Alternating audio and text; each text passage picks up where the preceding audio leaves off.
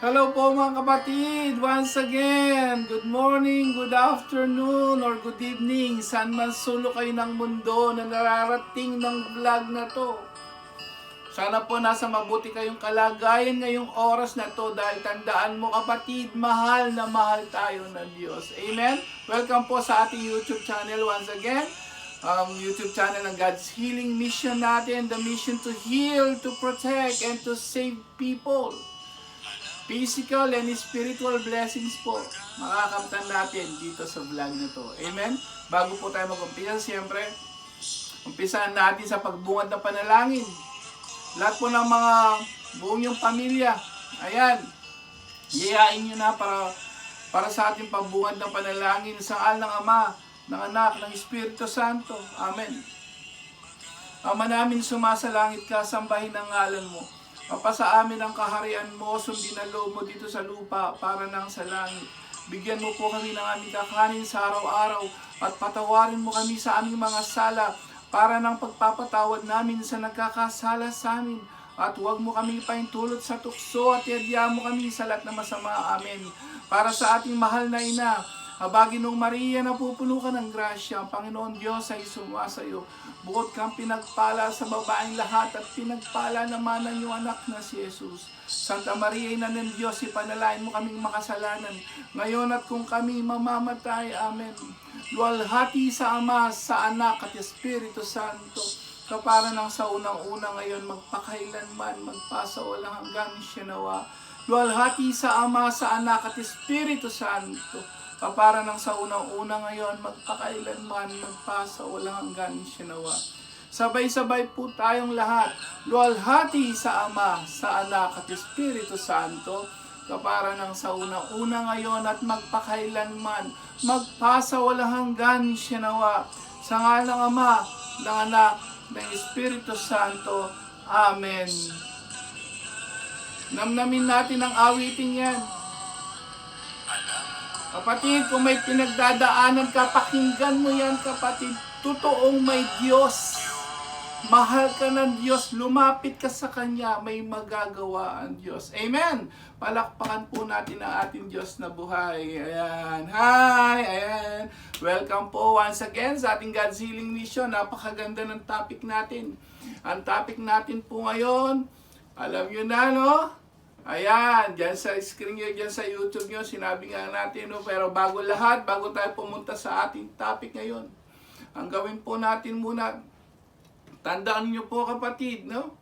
Ang ating Diyos na makapangyarihan sa lahat, kung ano man pinagdadaanan mo ngayon, lumapit ka sa Kanya, tutulungan Kanya. Amen! Ayan, at ako po ang inyong lingkod, ayan, si Brother Angel Santos, your Catholic Church Defender, lay minister, at saka po isang Bible preacher sa isang Catholic Charismatic dyan sa Pilipinas, particular po sa LSJM. Hello po sa aming head servant, si Sister Carmen de la Cruz. Maraming salamat po sa inyo lahat sa muli, sa pagsunod nyo at sa mga pakikinig nyo sa mga vlog ni Lord. Tandaan po natin hindi ko po vlog to, vlog ni Lord God, at ako lang po ay instrumento. Amen! Napakaganda ng topic natin. Topic number 20. Alam niyo mga kapatid, dapat napansin niyo siguro bakit parang bigla nag-iba. Dapat ang pag-uusapan natin dito nung huli, vlog 18 natin at vlog 19 natin, naalala niyo yung pinag-uusapan natin, yung mga kasalanan na nasa Biblia, na sa isip, sa salita, at sa gawa. Nasa salita na tayo actually. Yung una yung sa isip mo, yung nasa budhi mo, puso mo, pagpapatawad. Yung next na vlog natin yon, sumunod doon, yun ang mga salita na lumalabas sa yung labi, sa yung mga bibig. Ito yung mga kasalanan na hindi naintindihan ng mga tao, na akala nila walang connection sa kaligtasan. Ngunit alam niyo na ngayon, di po ba? Dahil sa mga vlog na yan, i-review nyo lang yon. Marirealize nyo, ang laki palang connection nun ng ating kaligtasan. Amen! So, imbis na po, didiretso ko dun sa kasalanan muli sa salita at sa gawa na po sana tayo, Ang nangyari po kasi naisip ko lang na medyo ibahin natin ng konti. Gusto ko lang isingit ito. Bakit ko po kailangan isingit ito? Sa dami na nangyayari ngayon sa buhay natin, sa buong mundo, hindi lang po kayo. Maraming nakakaranas ng depresyon. Maraming nakakaranas ng problema maliban sa COVID-19, maliban din sa iba-iba pang problema. Kaya ang title ng topic natin ngayon, iniba ko muna. Gusto ko po mag-focus dun sa mga nadidepress ngayon. Kaya ginawa ko ang title natin dito, marami na pong gumawa nito, ang pagpapakamatay ba dahil sa depression ay mortal sin ba sa Diyos? Marami na po ang World Health Organizations ay, alam niyo po, almost 800 to 1 million a year ang mga nagpapakamatay daw. At ngayon, meron po ako narinig na iba na nagpakamatay dahil sa problema dyan sa COVID-19. Marami na po ang mga nagpaplano niyan dahil sa sobrang depression. Kung may kilala kayo na depressed ngayong oras na to, kapatid, i-share mo to sa kanya. Sabihin mo sa kanya, hindi pa huli ang lahat. Amen! Palakpakan po natin si Lord. Marami na po nangyari yan sa Biblia, ang dami yan. Sa Biblia po, ang isa sa pinakakilala dyan ay si Job. Isang matuwid, makadiyos na tao. Isa sa pinakamayaman noon sa lugar nila. Pati pamilya niya, sinubukan ni Satanas. Sinubukan ng Diyos, pinayagan si Satanas para tanggalin lahat yon. Binigyan pa siya ng malalang sakit. Mga kapatid, anong ginawa ni Job? Dahil makadiyos siya. Tandaan mo kapatid, dahil makadiyos siya, hindi siya humiwalay dahil lang sa problema. Nung hindi siya humiwalay, pagkatapos ng pagsubok ni Job, ibinalik ni Lord lahat sa kanya, siksik-liglig at umaapaw pa. Amen? Palakpakan po natin si Lord. Hi! Ayan. Narinig yun? Old Testament pa lang, meron na dyan. Basahin niyo po yung aklat ni Job. At tandaan mo kapatid, kapag ikaw ay nag-iisip, magpakamatay ngayong oras na to, huwag mo munang gawin yon, pakinggan mo muna ang vlog na to. Sigurado, maliliwanagan ka. Amen! Para sa mga ano lang po yun, yung mga gusto magpakamatay sa problema, sa mga maliit ang pananampalataya. Walang pananalig sa Diyos. Mahina ka pa po kung ngayong oras na to dahil sa problema mong yan. Gusto mo magpakamatay, mahina ka pa kapatid. Tandaan mo kapatid, ang Diyos marami siyang pangako. Kaya lang sabi ko nga, ngayong oras na to, malalaman mo kung ano yung gagawin mo para ikaw ay iligtas niya. Amen? Palakpakan po natin si Lord. Ayan, umpisan po natin ngayon. Lahat po to, biblical ang gagawin natin. Ha? Bago mo pag-isipan yan, makinig ka muna sa vlog na to. Marirealize mo, yung bang pagpapakamatay na yan ay mortal sin. Ha? Ang dami na nagpakamatay ngayon, ang dami nang gusto magpakamatay sa problema. Wait! Listen!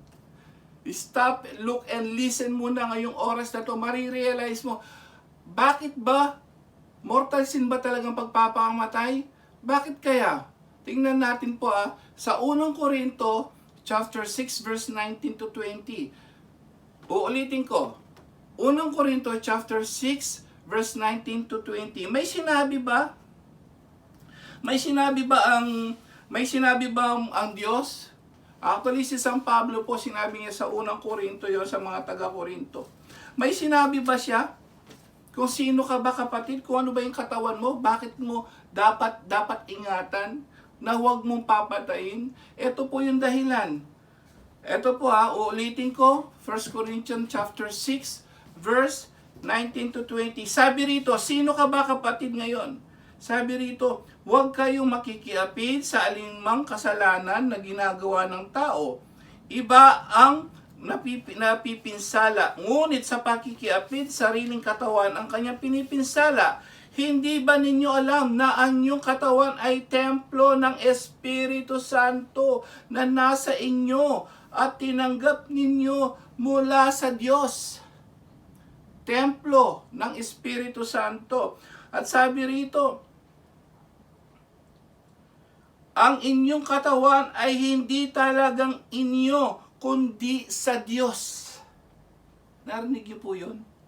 Sabi ni San Pablo, ang ating katawan, hindi sa iyan, Brad. Hindi sa iyan, wag mong gagalawin, wag mong sasaktan. Hindi sa iyan, hiram lang yan. Hiram mo lang yan sa Diyos. Bigay ng Diyos yan. Wag mong kikitilin yan. Bakit? Sabi rito, binili niya kayo sa malaking halaga. Kaya't gamitin ninyo ang inyong katawan upang mapangaralan ang Diyos, ang salita ng Diyos. Salamat sa Diyos. Malinaw po ba yon? Ang katawan mo daw, templo ng Diyos, at ang katawan niyan ay bigay ng Diyos sa iyo, pinahiram. Huwag mong isusoli sa Kanya na may dungis. Bakit? Anong mangyayari? Halimbawa, ngayong oras na to, pinilit mo pa rin magpakamatay dahil sa depression mo, kapatid. Napakagandang topic ito. Please i-share nyo. Eto pa, ang sabi ni San Pablo rito, kapag kinitil mo ang iyong buhay, eto sabi niya, dito ulit sa 1 Corinthians chapter 3, verse 16 to 17. Uulitin ko, 1 Corinto chapter 3, verse 16 to 17. Ano sabi niya rito? Hindi ba ninyo alam na kayo'y templo ng Diyos at naninirahan sa inyo ang kanyang espiritu? Bakit daw? Parurusahan ng Diyos ang magwasak ng templo niya. Parurusahan ka ng Diyos pag winasak mo daw ang templo mo, kapatid. Ano yun? Yun ang katawan mo. Sapagkat banal ang templong yan at kayo ang templong yon, ang salita ng Diyos. Salamat sa Diyos. Palakpakan po natin si Lord. Malinaw po yun, kapatid. Kapag ikaw ay pinatay mo ang iyong sarili, bawal nga yan. Kahit nga kudlitin mo lang yan, kahit anong gawin mo lang yan, basta't sinaktan mo. Ang sabi ng Diyos dito, ang sabi ni San Pablo sa mga taga-unang Korinto, parurusahan ka daw. Mag-isip-isip ka muna, kapatid, ha? Bago ka magpakamatay. Please, share this sa lahat ng mga may pinagdadaanan ngayon, sa lahat na may plano kung ano man. I-share mo to, kapatid, makakaligtas ka ng kaluluwa. Ngayon, tanong ngayon, pakinggan nyo po ito. Halimbawa, pinilit mo pa rin, ayoko na, sobrang depressed na ako, tatapusin ko na ang buhay ko para wala ng problema. Sino nagsabi sa'yo? Amen ba? Kapag ba, tinapos mo na ang buhay mo, pinatay mo na ang sarili mo, palagay mo, tapos na ba problema mo? Ilang beses ba mamatay ang tao? Ito po, pakinggan nyo mabuti. Sabi ko nga, kakaiba itong vlog natin to. Maraming kayong matututunan na never heard in your life. Akala mo ba natapos na problema mo? Ang dami nagpakamatay. Akala natapos na problema? Pag namatay ba ang katawan mo, tandaan mo, kapatid, ha, may kaluluwa ka. Amen. Ang kaluluwang yan, darating ang araw. Yan ang huhusga. Yan ang kaluluwa mo, kapatid, hindi yan namamatay. Mamatay man ang physical mo, ang kaluluwa mo hindi mo mamatay. Ang problema, ito. Pag dumating si Jesus, lagi ko sinasabi, ang ating vlog na to is preparations for the coming of Jesus Christ. Ayan na yung mga senyales. Magkakaroon ng tagutom. Magkakaroon muna ng salot, tapos darating na siya. Paghuhukom, anong mangyayari ba? Pag namatay ang tao, tandaan mo, pag namatay ka, pagkatapos ng paghuhukom, saklat ng pahayag, chapter 20 po, verse 13 to 15. Uulitin ko, saklat ng Book of Revelations or sa iba, Apocalypse. Chapter 20, verse 13 to 15. Ilang beses ba mamatay ang tao? Tapos na ba ako? Nagpakamatay na ako. Tapos na problema ko. Tingnan natin, Tingnan po natin dito. Ito mismo po, ito yung pagkakataon na sinabi ni San Juan na talagang nagpakita sa kanya, pumunta sa ang espiritu niya, dinala sa langit at sinabi ng mga anghel sa kanya kung ano mangyayari sa paghuhukom. Prophecy of St. John, Apocalypse. Ito mangyayari, paghuhukom, anong mangyayari daw? Sabi rito, pagkatapos to, nung binuksan ng mga aklat, ito yung mga aklat ng buhay, bubuklatin ka, Judgment Day. Tapos na ba problema mo? Tingnan natin ngayon. Tandaan mo, yung kaluluwa mo, lalagyan niya ng butot laman. Pagkatapos i-judge ka. Ito magiging problema kapag pinatay mo sarili mo. Ito, tapos na ba problema mo? Tingnan natin. Tandaan mo kapatid yung kaluluwa mo, hindi yan mamamatay. Pagdating ng Judgment Day, may pangalawa pa. Basa, ano sabi rito? Ito yung mga masasama. Inuluwa ng dagat ang mga patay na nasa kanya. Inilabas din ng kamatayan at ng Hades ang mga patay na nalagak sa kanila. Hinatulan ang lahat ayon sa kanilang mga ginawa. Ito na po yung final judgment. Pagkatapos ay tinapon sa lawang apoy ang kamatayan at ng Hades. Ang lawang apoy na ito ang pangalawang kamatayan. Ang salita ng Diyos. Ilang beses mamatay ang tao? Kapatid, mag-isip-isip ka ngayon kung gusto mo magpakamatay. Hindi pa yan. May pangalawa pa. Pangalawang kamatayan. Alin? Kasi yung kaluluwa mo, buhay yan. Pero yung physical mo, pinatay mo yan. Yung kaluluwa mo, alam ko kapatid, alam mo yan, may kaluluwa ka. May espiritu at kaluluwa ka. Ang kaluluwang yan, pagdating ng judgment din, yun ang huhusgahan, wala na yung yung dati mong katawan. Babaguhin yan. Pag binago yan, yun ang i-judge muli. Pag ikaw ay napunta sa impyerno, yun ang pangalawang kamatayan mo. Mas malala pa pala ang sasapitin mo pag pinatay mo ang sarili mo. Amen? Palakpakan po natin si Lord. Mayroon pa ba sinasabi ang Biblia tungkol sa pangalawang kamatayan? Basa sa Pahayag chapter 21, verse 8. Tandaan nyo to, ito po yung judgment day, parating na si Jesus. Paano kung hindi ka pumasa? Akala mo tapos na pag pinatay mo yung sarili mo. Mag-isip-isip ka, pakinggan mo to. Sabi rito, ito yung mga may impyerno, ito yung mga hindi papasa sa judgment day, kapatid. Subalit malagim ang kasasapitan ng mga duwag, mga taksil, mga nagpasasa sa kasuklam-suklam na kahalayan. Anong mangyayari sa kanila? Ano sabi rito? Sila'y ibubulid sa lawa ng naglalagablab na asupre, impyerno kapatid, final, na siyang pangalawang kamatayan. Ang salita ng Diyos. Salamat sa Diyos. Pangalawang kamatayan pala kapatid. Matakot ka bago mo pag-isipan na masama ang katawan mo ngayon. May pangalawa palang kamatayan. So pag pinatay mo yung sarili mo ngayon kapatid, mayroon pang maghihintay sa iyo ng pangalawa. Tanong, mortal sin ba o hindi? Sabi nga, yan ay templo ng Diyos. Huwag mong papatayin ang sarili mo. Hiniram mo lang yan. Pag ikaw ay naghiram ng gamit, isusoli mo bang sira? Hindi bang magagalit yung pinaghiraman mo, kapatid? Ganon din. So tanong, mortal sin ba to ang pagpapakamatay? Ayan, malinaw po dan sa mga binasa natin kung gaano kakamahal ng Diyos. At pag pinatay mo yan, sabi ni San Pablo, parurusahan ka. Ano yon? Pangalawang kamatayan. Ibig sabihin, mas malala pala pag pinatay mo ang sarili mo ngayon dahil may pangalawang kamatayan. Amen? Palakpakan po natin si Lord. Ngayon, ang tanong naman, Brad, ano naman ang gagawin natin? Anong gagawin mo ngayon? Natural, laging may sagot ang Diyos. Kaya nga po kami nandito, kaya po ako nandito, ginamit ni Lord God, ibibigay niya pa rin sa iyo mga sagot. Si Jesus ang lahat makakasagot niyan, kapatid. Ano sabi niya sa Mateo 11:28? Kapag daw ikaw ay nagkakaproblema, kayong lahat lumapit sa Kanya, kayong lahat na napapagal, nabibigatan sa iyong pasanin, kayo'y aking pagpapahingain. Ibig sabihin, lumapit ka sa Diyos, kapatid, kay Jesus. Sa pamamagitan ng vlog na to, ayan, paglapit na yan sa Kanya, kapatid. Tandaan mo, huwag mong sayangin ang buhay mo. Pag pinatay mo sarili mo, hindi pa tapos yan. Mas malala ang problema mo sa final judgment, sa paghuhukom, kapatid. Mag-isip-isip ka ngayon. Kaya please share mo to sa lahat ng mga, kung kayo nakaririnig ngayon, kayo po'y okay lang, pero may kilala kayong kasalukuyan na didepress sa COVID-19 at kung anumang problema. I-share mo to, kapatid, para makapag-isip-isip siya.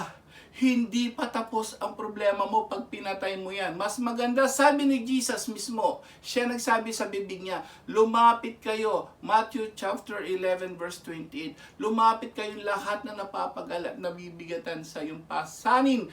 Tutulungan ka niya, pagpapahingain niya kayo, bibigyan kayo ng kapayapaan. Amen! Palakpakan po natin si Lord. Ano pa ba sinabi niya? Pag lumapit ka kasi sa Kanya, mayroon siya sinasabi rito, anong mangyayari pag lumapit ako sa Kanya? Pwede ba yung dasal-dasal? Pwede ba yung faith? Magdasal lang, lumapit na, pwede ba?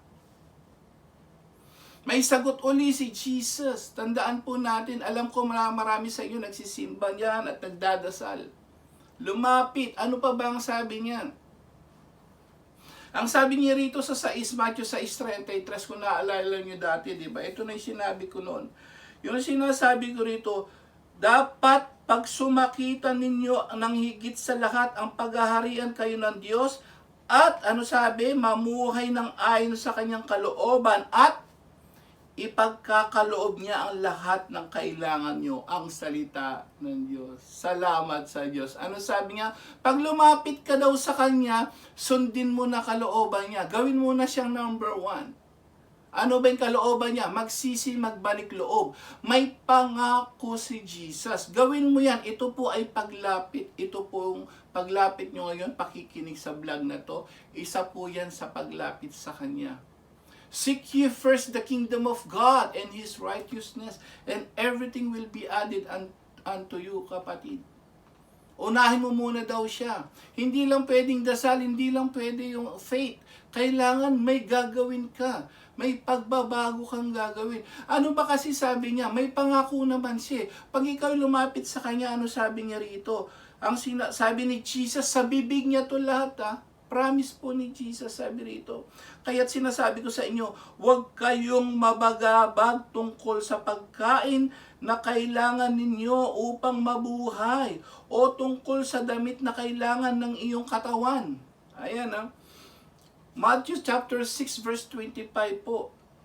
Hindi ba, sabi rito, hindi ba't ang buhay ay higit na mahalaga kaysa pagkain at ang katawan kaysa pananamit? Masdan ninyo mga ibon, hindi sila naghahasik, hindi nag-aani o kaya'y nagtitipon ng bangan. Gayon man, pinakakain sila ng inyong amang nasa langit. Hindi ba, ito yung maganda, pakinggan niyo po to kapatid Sabi ko nga, i-share niyo to sa buong mundo. Sa lahat ng makamag-anak nyo, please save them. Nadidepress sila ngayon, save them. Sabi rito ni Lord Jesus mismo, pangako niya, hindi ba't higit kayong mahalaga kaysa mga ibon ang salita ng Diyos? Ba't ka nag-aalala? Mas mahalaga ka pa pala kaysa mga ibon. Sila nga pinapakain. Tama, hindi? May nagpapakain sa kanila? Yes. Father God. Ba't ikaw pa mag-alala? Ikaw pa, mas mahalaga ka nga. Bakit? Sabi niya, di ba, Genesis chapter 1 verse 26, ano sabi doon? Lalangan natin ang tao ayon sa ating larawan. Kalarawan ka ni Kristo. Kalarawan ka ni Father God. At sabi niya, bibigyan kayo ng katawan. Pinahiram kayo ng katawan. Ganun kanya kamahal. Kaya mas mahal ka kaysa sa mga ibon, kaysa sa mga hayop sa lupa, kapatid. Mas mahal ka. Amen. Mas mahalaga ka kaysa sa ibon. Kaya wag ka daw mabalisa. Sinabi rin niya sa 6:31. Ano sabi rito? Kaya't wag kayong mabalisa tungkol sa inyong kakainin o iinumin o daramtan ang salita ng Diyos. Ang sabi niya, sumunod po doon. Sabi niya, seek ye first. Yun lang ang gagawin mo. Huwag kang mabalisa, kaya lang unahin mo siya. Give more time to God. Amen? Yun po ang gagawin natin. Ito po ay paraan ng paglapit sa Diyos. Itong pakikinig nyo sa mga salita ng Diyos sa vlog ni Brother Angel na ginamit ako ng Diyos para sa inyong lahat, kapatid. Sabi ni Jesus mismo, huwag kayong mabalisa. Huwag. Unahin mo muna siya, give time. So, ibig sabihin nun, yung ba yung prayer mo, sapat na yung faith. Ang daming dyan, nagsisimba, mga charismatic pa, nagpa-praise the Lord. Alam ko yan, kapatid, brothers and sisters, sa charismatic. Ang tanong, nagsisi na ba kayo? Nagbalik loob na ba kayo? Baka kaya nagkakaproblema ka pa ngayon, kapatid. Baka mayroon ka pang hindi sinusuko sa Diyos. May sinasabi sa kawikaan kasi, pagmasdan nyo, ngayon i-analyze natin, no? Sabi nga rito, tandaan mo, i-check nyo po yung conscience nyo, kayo ba ay totoong tapat na sa Diyos? Kawikaan chapter 15, verse 29, may sinabi siya rito, kung ikaw ngayon, ayaw mo magsisi, ayaw magbalik loob, delikado. Akala nyo po ba itong mga panalangin ng mga makasalanan, dinidinig? May mababasa tayo sa Biblia, kapatid. 15:29, ano sabi niya rito? Pinakikinggan ng Diyos ang daing ng matuwid. Matuwid, ha? Ano pa sabi niya? Ngunit, ayan, ang panawagan ng masama ay hindi dinirinig, kapatid, ang salita ng Diyos. Palakpakan natin si Lord. Dapat daw maging matuwid ka muna. Doon papasok yung seek ye first the kingdom of God and His righteousness, susundin mo yung kalooban niya. Anong kalooban niya? Magsisid, magbalik loob ka. Kasi nga, pag ikaw ay naging matuwid na sa paningin niya, ang sabi niya rito, pinakikinggan ng Diyos ang daing ng matuwid, ang salita ng Diyos. Kaya pala dun sa Santiago 5:16, malaki pala nagagawa ng mga panalangin ng taong matuwid. Kaya pala minsan, pag-pray mo nga ako, Brad, bakit? Hindi niya kaya mag-pray sarili niya eh. Bakit? Mayroon pa siyang hindi pinagsisisihan, kapatid. Amen ba? Yun ang dahilan. Yung kasalanan mo, baka hindi mo pa isinuko. Ang sabi sa Biblia po, hindi ka diringgin. Pag makasalanan ka pa, pag ayaw mo.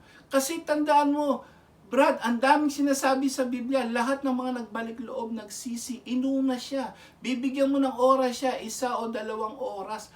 Every day at least. Itong vlog nyo to, bilang paglapit nyo sa Kanya, pwede nyo pong ulit-ulitin yan bago kayo matulog. Para kinabukasan, mabless po kayo. Yun pangako po ng Diyos, huwag kayo mabalisa. Sabi niya, pag lumapit ka sa Kanya, lahat daw ng kailangan mo ay ibibigay niya. Amen! Palakpakan po natin si Lord. Ngayon, pag ikaw ay lumapit na, mayroon ka ba pang pwedeng maging kapangyarihan? Bibigyan ka ba niya ng mga, ano ba mga pagpapala maibibigay niya? Lahat po yan mapagtatagumpayan ninyo. Sa Filipos chapter 4 verse 13, si San Pablo mismo, ang dami niyang dinanas kasakitan, si Job. Si San Pablo may sinabi siya. Filipos chapter 4 verse 13, sabi niya ron, ang lahat magagawa ko sa pamamagitan ni Kristo na nagbibigay ng lakas sa akin. Sa English, I can do all these things through Christ who strengthened me. Ang salita ng Diyos. Salamat sa Diyos. Palakpakan natin si Lord. Amen! Palagay mo ba lahat ng mga banal na mga santo hindi nagdanas ng mga ganyan? Pero dahil sila ay na kay Lord na, totoo nagsisi, totoo nagbago, naglingkod sila, napagtagumpayan lahat ang mga pagsubok na dinanas nila. Amen! Yun po yun, kapatid. And meron ako last verse sa inyo. Ang sinabi, si alibang pinakamalaga, di ba? Ang tinatawag natin libre. Pag ikaw ay binibigay, walang bayad, libre, di ba? Mahalaga yon. Ngayon, may sinabi mismo ang banal na Espiritu kay San Juan sa Apocalypse, dito sa Aklat ng Pahayag. Pagdating ni Jesus, di ba? Darating si Jesus. Pero yung pinakita kay San Juan, eto makinig po kayo, no? Hanggang sa kahuli-hulihan, sinabi po ng banal na Espiritu yan. May sinabi siya rito sa Pahayag chapter 22 verse 17. Ulitin ko, Pahayag chapter 22 verse 17. Isang solution uli po ito, kapatid. Ano sabi rito? Sinasabi ng Espiritu, ito po yung pinakahuling aklat ni San Juan, itong pinakahuling verse. Sinabi daw sa kanya ng Espiritu at ng babaeng ikakasal, yun po yung Jerusalem. bagong langit. Halika lahat ng nakaririnig nito at magsabi ring halika. Halika, ha, sabi ng Banal Espiritu. Lumapit ang sino mang nauuhaw. Kumuha ang mga may ibig ng tubig na nagbibigay buhay. Sabi niya rito, ito'y walang bayad ang salita ng Diyos. Salamat sa Diyos. Lumapit daw kayo kay God, kay Jesus. Lumapit kayo, walang bayad. Tanong, may bayad ba sa panonood mo ngayon? Hello? Libre, kapatid. Libre to. Subukan mo yung sinasabi ko solution sa'yo. Una, i-review po natin ngayon.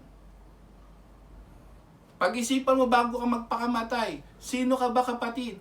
Ang katawan mo, ano ba yan? Yan ay hiram mo lang sa Diyos, bigay ng Diyos. Sabi sa Genesis 1:26, kalarawan ka ng Diyos. Pagkatapos doon, ano sabi ni San Pablo? Tayo daw ay hiram lang ng Diyos. Tayo yan daw ay templo ng Diyos. Parurusahan ka daw, kapatid, pagka iyan ay kinitil mo. At sabi nga dito sa pahayag, pag ikaw ay kinitil mo yan, delikado ang kaligtasan mo, kapatid.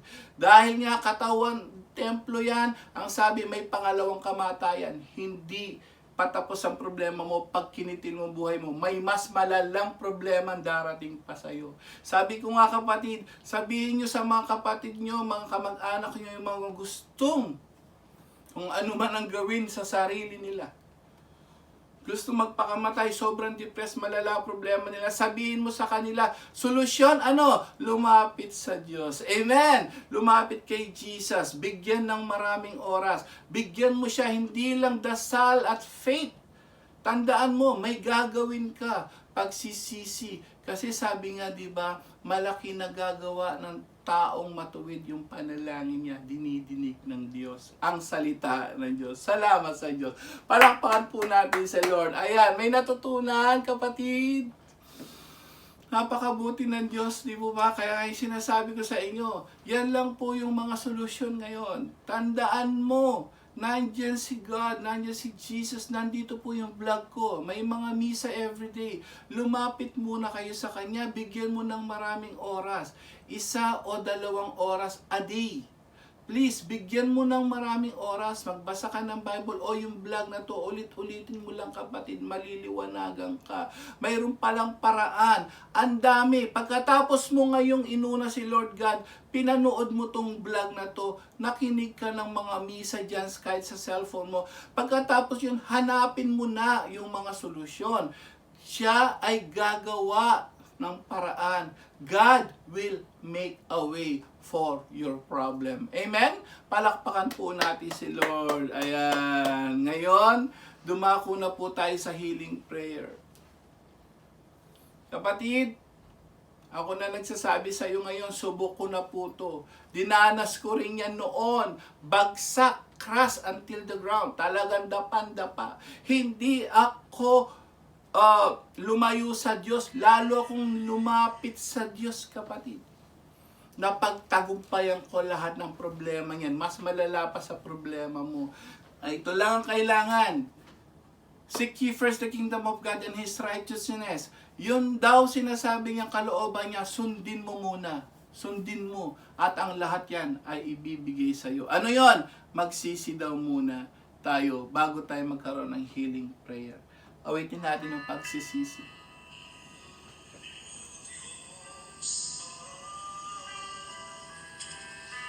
Ipikit mo yung mga mata ngayong oras na to. Pasalamat ka sa Diyos, nakarinig ka ng mabuting balita ng kaligtasan niya. Hindi pa uli ang lahat. Marami ka pang kamag-anak, marami ka pang kapatid, marami kang kapitbahay, gobyerno, Facebook. Humingi ka ng tulong, kapatid. Pero dapat unahin mo daw muna si Jesus. Unahin mo muna makinig sa kanyang mga salita. Sa pamamagitan ng vlog na to, ulit-ulitin mo, kapatid, para makapagsisi tayo. At pagkatapos nagsisi, nagbalik loob, nagbigay ng maraming oras. Maniwala ka, kapatid, maghintay ka ng blessings niya. Hanapin mo, tutulungan ka niya. Pero dapat magsisi muna, kapatid. Kung ano man nagagawa pa namin kasalanan, Lord, patawarin mo kami lahat ng nandito. Lahat po ng mga nakikinig sa live stream ngayong oras na to, patawarin mo po sila, patawarin mo kami. Kung ano man ang mga kasalanan hindi pa namin maisuko sa iyo, Lord, patawad, pinagsisisihan na namin po. Ayaw namin magutom, ayaw namin po magkasala at maparusahan. Lalapit na po kami sa iyo, Ama. Mag-aaral na mabuti mong balita. Magsisisi, magbabalik loob na sa iyo, Ama. Sa pamamagitan ng Lord Jesus Christ na aming tagapagligtas, siya lang ang solusyon sa aming problema. Lord, patawarin mo kami. Patawarin kami. Ninilinis na namin ang kaming kaluluwa. Thank you, Lord. Thank you, Jesus. Thank you, Holy Spirit. Ngayon po, magkakaroon po tayo ng pray over. Maliwanag po, for more than 8 years po, subok ko na ang pray over ni Lord God. Malaki na gagawa ng mga panalangin ng taong matuwid. Ipapanalangin ko kayo ngayong oras na to. Magpipray over si Lord God sa pamamagitan ko. Lahat po kayo na ngayon na nandyan po, ipikit yung mga mata nyo, yung may karamdaman ng kanang kamay sa ulo at kaliwang kamay sa may karamdaman. At sa lahat ng may kahilingan, lumapit na po kayo lahat sa cellphone nyo ngayong oras na to. Marcos 16, 17, 18, sabi doon, ang sumasampalataya, ipatong mapagpalang kamay na yan, sila'y gagaling sa kanilang karamdaman. Subok na po itong pray over. Lagi nyo pong ulit-ulitin gabi-gabi. Lord God, nandito po yung mga kapatid. Kung ano man po yung pinagdadaanan nila, Lord, alam ko po, hindi mo sila pababayaan. Basta't lumapit at nagsisi sila. Ngayon po, nagsisisi na sila. Bigyan mo po sila ngayon ng pagpapala. Patawarin mo kanilang puso't kaluluwa. Kung ano man nagagawa nilang kasalanan, patawarin mo sila. Linisin mo kanilang puso't kaluluwa ngayong oras na to, Lord. Para dumalo yung pagpapala ng kagalingan. Financial blessings, material blessings sa kanilang buong pamilya. Gamitin mo kamay ko, Lord, dumalo yung magmula ulong ng talampakan. May dinadalangin sila ngayon para sa kanilang kamag-anak, mga magulang, mga kapatid. Dinadalangin nila ngayon na sila'y pagpalain mo, Lord, iligtas sa kapahamakan, bigyan ng mahabang buhay, pagalingin sa kanilang mga karamdaman. Iligtas sa kapahamakan, lalong-lalo sa COVID-19, Lord, nandito po sila. At kung sino man ngayon po na nandito ngayon na lagi nanonood, nakikinig dito sa vlog mo, oh Lord. I-bless mo po siya ngayong oras na to. Ipatong mo mapagpalang kamay mo sa kanya. Bigyan mo siya ng kagalingan, kasaganaan sa buhay, material at spiritual blessings. In the name of Jesus Christ of Nazareth. In the name of Jesus Christ of Nazareth. In the name of Jesus Christ of Nazareth. Hallelujah. Hallelujah, hallelujah, hallelujah, hallelujah, hallelujah. Be healed, be healed. Be healed in the name of Jesus Christ of Nazareth. In the name of Jesus Christ of Nazareth. In the name of Jesus Christ of Nazareth. Hallelujah. Hallelujah. Hallelujah. Hallelujah. Thank you, Lord. Thank you, Jesus. Thank you, Holy Spirit. Kung may nadama ka ngayon na parang palamig o mainit, yan po yung banal na Espiritu dumadaloy sa inyo ngayong oras na to. Kapatid, kung may pinagdadaanan ka, unahin mo lang daw si Jesus. Pagpapalaing ka niya. Gagawa siya ng paraan. Bigyan mo siya ng maraming oras. Amen. Ngayon po magpasalamat na tayo bilang pangwakas. Tandaan mo kapatid, buhay ka ngayon, pasalamat ka. May pag-asa pa. Ngayon nakarinig ka ng mga solusyon sa problema mo. Yan ay pagpapala sa iyo kapatid. Hindi aksidente ito. Ito'y plano ng Diyos para ikaw ay iligtas. Amen. Itaas mo yung mga kamay ngayon para pasalamatan siya. Nakarinig tayo ng kanyang mabuting balita. Salamat. Subok ko na po ang kanyang mabuting balita. Yan po maging panuntunan mo sa buhay. Ililigtas ka niya kapatid sa lahat ng kapahamakan. Maniwala ka, manalig lang sa kanya. Magsisi, magbalik loob lang tayo. Sabi niya sa aklat ng Kolosas, kailangan tayong umawit ng mga himno, mga espiritual na mga awitin na yan. Para pagpupulit, pagpapasalamat sa mga biyaya yung binibigay. Lord, salamat sa vlog na to. Salamat po, Lord. Thank you, Lord. Thank you, Jesus. Thank you, Holy Spirit. And now, let the weak say we are strong. Malakas ka na kapatid, huwag kang nanghinaan na loob.